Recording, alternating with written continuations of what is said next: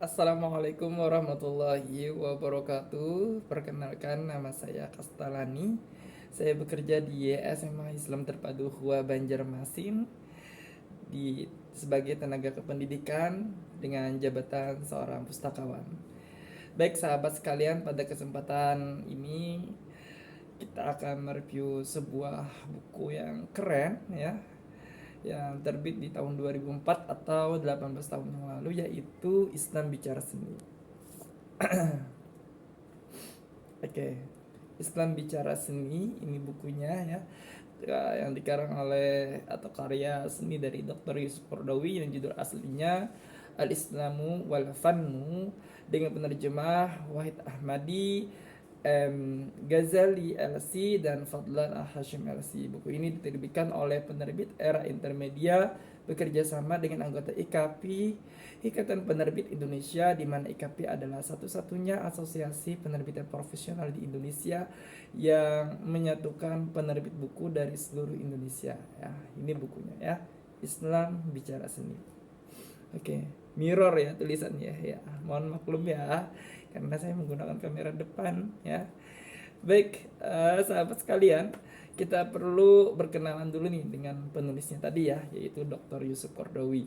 Di mana Dr. Yusuf Qaradawi itu lahir 9 September 1926, lahir di sebuah desa kecil di Mesir ya, yang bernama Sof Turab ya, di tengah delta Sungai Nil. Nah, pada usia 10 tahun ya, ia sudah hafal Quran ya. Beliau adalah seorang cendekiawan muslim yang berasal dari Mesir. Ia dikenal sebagai seorang mujtahid pada era modern ini.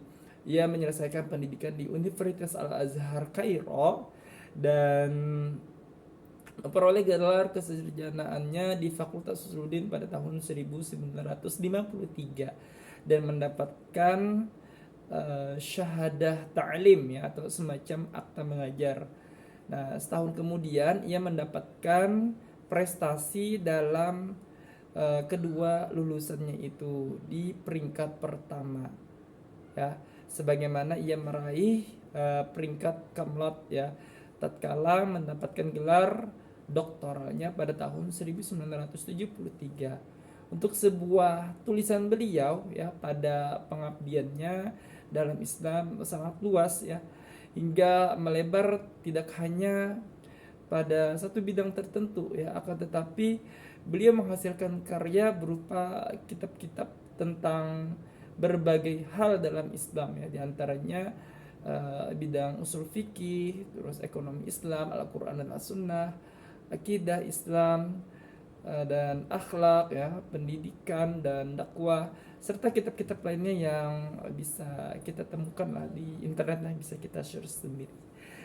Baik sahabat sekalian, sebelum kita lanjut ya untuk mengobok-obok isi buku ini, saya ingatkan untuk mengklik tombol lonceng atau tanda notifikasi, like and subscribe untuk mengetahui video update dari channel ini. Baik sahabat sekalian, langsung saja tidak berpanjang lebar untuk mereview buku ini. Buku ini pada dasarnya terdiri dari 5 bab 196 halaman, di mana pada buku ini juga terdapat keterangan sekilas ya tentang pengarang yang sudah barang tentu sangat enak ya untuk dibaca.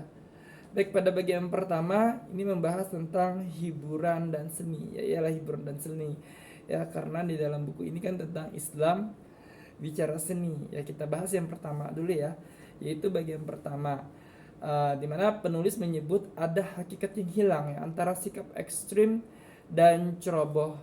Tentunya ini persoalan yang paling rancu dan rumit ya, yang berhubungan dengan kehidupan masyarakat Islam, adalah persoalan seni dan permainan ya.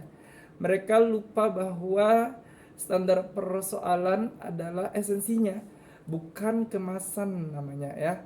Oke, sebuah aktivitas dinilai berdasarkan maksud yang dikandungnya ya, di samping juga mempertimbangkan tujuan-tujuan syariat dan kaidah-kaidah fikih yang disepakati.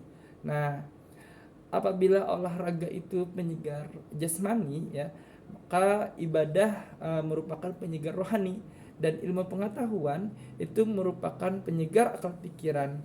Maka seni adalah penyegar dan santapan bagi jiwa. Hanya saja yang dimaksudkan penulis seni di sini adalah suatu bentuk karya yang dapat mengangkat kualitas manusia, bukan justru menjerumuskannya ke dalam kehinaan. Dalam buku ini juga menuliskan tentang keindahan-keindahan yang Allah biaskan pada makhluknya, ya, bersebelahan dengan unsur kemanfaatan atau faidahnya. Baik, sahabat sekalian, itu pada bagian pertama yang membahas hiburan dan seni, ya. Dan kemudian pada bagian kedua itu yang di sini adalah tentang nyanyian dan musiknya. Dalam buku ini ada penjelasan bagaimana hukumnya nyanyian dan musik menurut Islam, ya. Karena sahabat sekalian, nyanyian baik disertai musik maupun tidak itu telah mengundang perdebatan sengit, ya, dan pembicaraan panjang, ya, di kalangan para ulama sejak dahulu. Mereka sepakat, ya, dalam beberapa masalah, namun masih berselisih masalah tersebut, ya, berselisih pendapat dalam beberapa masalah yang lainnya. Nah, dalam buku ini itu dijelaskan tentang golongan-golongan baik yang mengharamkan maupun membolehkan nyanyian, dan juga beberapa batasan dan syarat, ya, yang harus diperhatikan. Maka dari itu penulis tegaskan kembali bahwa tidak semua nyanyian itu hukumnya mubah, ya, atau boleh, karena isinya harus sesuai dengan etika Islami dan ajaran-ajarannya seperti penampilan dan gaya, ya, yang hendaknya tidak disertai dengan suatu yang haram. Oke. Nah, itu bagian keduanya, ya. Tadi bagian pertama itu hiburan dan seni, bagian keduanya nyanyian dan musik. Baik, tadi saya sebutkan itu ada 5, jadi ada 3 bab lagi. Kita langsung aja, ya, kita cek, ya, bagian yang ketiga. Oke, bagian yang ketiga dalam buku ini itu mengangkat tentang seni lukis, seni rupa, dan ornamen, ya. Tentunya dalam buku ini ada banyak penjelasan, mulai dari penjelasan Al-Quran, menurut sunnah, dan beberapa analisis fiqhiyah terhadap hadis yang berkaitan dengan iklim yang melingkupi tradisi seni rupa, ya, seni rupa pada masa Nabi Muhammad, ya. Terus ada juga penjelasan ulama yang menakwilkan hadis-hadis sahih tentang haramnya gambar dan pemajangannya, ya, menjadi berhukum boleh. Nah, dalam buku ini juga mengutip perkataan para pakar peradaban yang mengatakan sungguh seni arsitektur bangunan merupakan ungkapan terbaik, ya, karya seni Islam. Itu semua tampak fenomenanya pada banyak karya di berbagai wilayah di peninggalan Islam, ya. Nah, kemudian kita sahabat sekalian, kita lanjut ke bagian keempat, ya. Bagian keempat itu tentang seni komedi, ya. Biasa kita lihat di televisi, ya, kita ngakak-ngakak gitu kan, apalagi komedian yang memang udah senior, ya, udah ahlinya dalam membentuk candaan tawa gitu sehingga kita terhibur gitu kan. Baik, dalam buku ini juga mengupas, ya, masalah tentang komedi, ya, perihal komedi dan lawak dalam kehidupan Islam. Dalam buku ini, ya, penulis melihat banyak orang dengan tabiat fitrahnya, ya, kayak kita juga kan suka dihibur, dan kemampuannya dan pengetahuannya bahwa agama tidak melarang, ya. Jadi agama tidak melarang membuat berbagai kreasi seni yang berfungsi untuk menghibur, membuat orang tertawa. Bahkan penulis menjelaskan tawa adalah tabiat spesifik manusia, ya. Binatang tidak tertawa, ya. Jadi hal itu karena tawa, ya, lahir setelah orang memahami suatu ucapan atau melihat suatu kejadian yang lucu, ya kan. Terus di buku ini pada bagian tentang seni komedi, ya, banyak cerita-cerita, ya, ataupun hadis, ya, bagaimana Rasulullah pun sering bercanda, ya. Meski begitu, beliau tidak berkata-kata kecuali benar, ya, seperti kisah Zaid bin Sabit ya sebagai tetangganya Rasulullah itu bercanda dengan istri-istri beliau ya. Terus lagi pernah lomba lari dengan Aisyah. Terus lagi Rasulullah ketika ditunggangi Hasan dan Husain waktu mereka masih kecil. Terus lagi mengajak bergurau dengan wanita tua. Rasulullah berboncengan ya. Dan banyak lagi kisah-kisah yang dimana Rasulullah pun juga pernah berkomedi. Oke, sahabat sekalian, kita masuk aja ya langsung ke bagian kelima, itu tentang seni permainan ya. Dibahas di sini.